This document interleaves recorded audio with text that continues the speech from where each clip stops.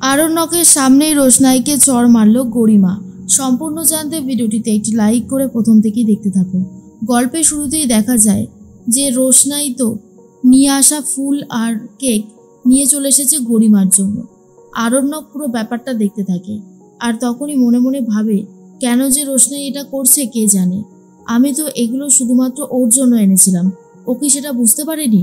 গরিমা তখন বলে, আচ্ছা রোশনাই, আমি কি তোমার কাছে কিছু চেয়েছি? তুমি এই সমস্ত কিছু নিয়ে যাও, আমি কিছুই নিতে পারবো না। আর তখনই রোশনাই বলে, কেন গরিমা দিদি, আমি গরিব বলে কি আমার কাছ থেকে কিছু নেওয়া যায় না? নাও না তুমি এগুলো, তাহলে আমার খুবই ভালো লাগবে, প্লিজ নাও। আর তখন গরিমা বলে, দেখেছো তো আরণ্যক, তোমার সামনে দাঁড়িয়ে দাঁড়িয়ে কীরকমভাবে আমার সাথে অশান্তি করছে, আমার একদমই ভালো লাগছে না। সুরঙ্গমা বলে, তোমার সাহস দেখে আমি অবাক হয়ে যাচ্ছি। এর মধ্যে আরণ্যক নিজের টেবিল ছেড়ে উঠে বলে, আমি বলছি, আমি কালকে রাতেই জানতে পারি রাজীবের থেকে রোশনাইয়েরও আজকে জন্মদিন। আমি ভাবলাম একজন মেয়ের জন্মদিন এত ধুমধাম করে ঘটা করে সেলিব্রেট করা হবে আর একজন এতটা কষ্ট পাবে, তাই আমি ওর কষ্টটা দূর করার জন্য একটা কেক আর একটা ফুলের তোড়া আমি ওর ঘরে রেখে এসেছিলাম। ব্যাস, এটাই হচ্ছে আমার কথা। তখনই গরিমা বলে, তোমার সাহস থেকে আমি অবাক হয়ে যাচ্ছি রোশনাই, আরণ্যকে নিয়ে আসা উপহারগুলো তুমি আমাকে দিতে এসেছো?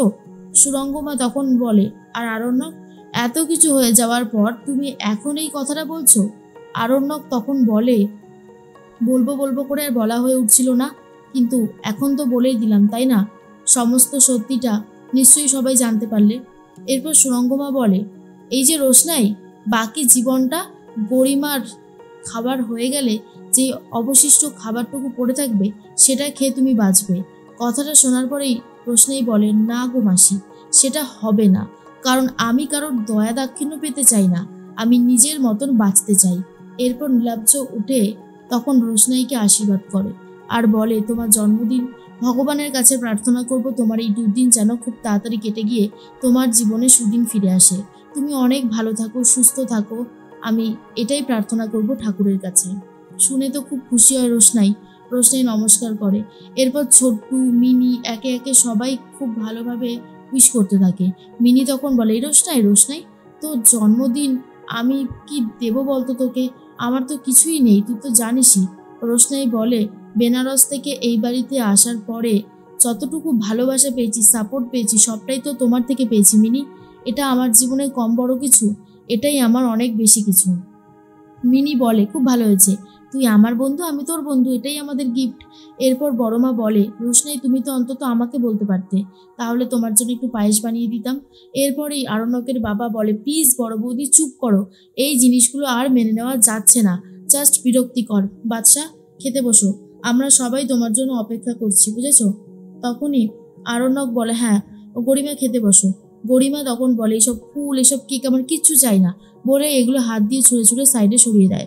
আর তখনই সুরঙ্গমা বুঝতে পারে যত তাড়াতাড়ি সম্ভব এই রোশনাইকে আমাদের বাড়ি নিয়ে যেতে হবে, কোনোভাবে ওকে আর এখানে রাখা চলবে না। আরণ্যক আস্তে আস্তে যা সমস্ত কাণ্ডবাণ্ড শুরু করেছে তাতে আমার ভয় লাগছে যে কিছু না অঘটন ঘটে বসে, কারণ এই রকম মেয়েকে তো আর বিশ্বাস আর ভরসা করা যায় না, তাই কোথাও একটা ভয় লেগেই যাচ্ছে। এর মধ্যেই সন্ধ্যাবেলার পার্টি শুরু হয়েছে, সবাই মিলে হইহুল্লোড় করতে থাকে, আনন্দ করতে থাকে। তখনই জাহ্নবী বলে যে, তোমার সাথে আমার কিছু কথা আছে রোশনাইয়ের ব্যাপারে, বলবো গরিমা? গরিমা তখন বলে, হ্যাঁ হ্যাঁ জাহ্নবীদি, বলো না, কি বলবে, বলো বলো কি বলবে।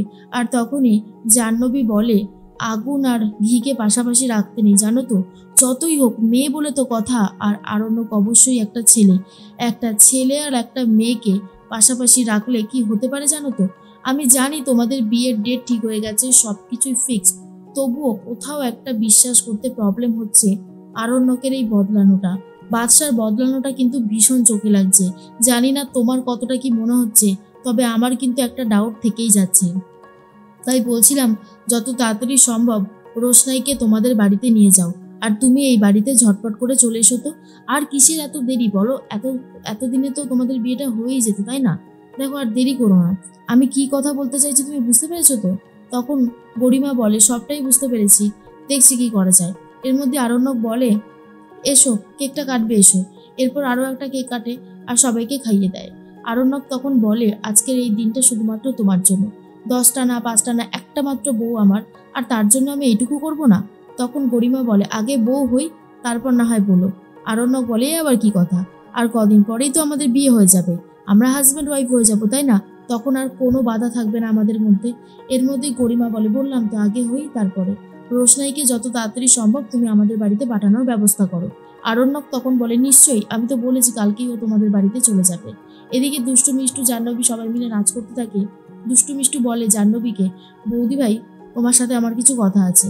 আর তখনই জাহ্নবীকে বলে দেয় প্ল্যানটা সম্পর্কে। জাহ্নবী বলে, এই তোদের মাথায় তো দারুণ একটা প্ল্যান এসেছে, এটা কিন্তু ফাটাফাটি একটা প্ল্যান, এই প্ল্যানটা কাজে লাগতে পারে।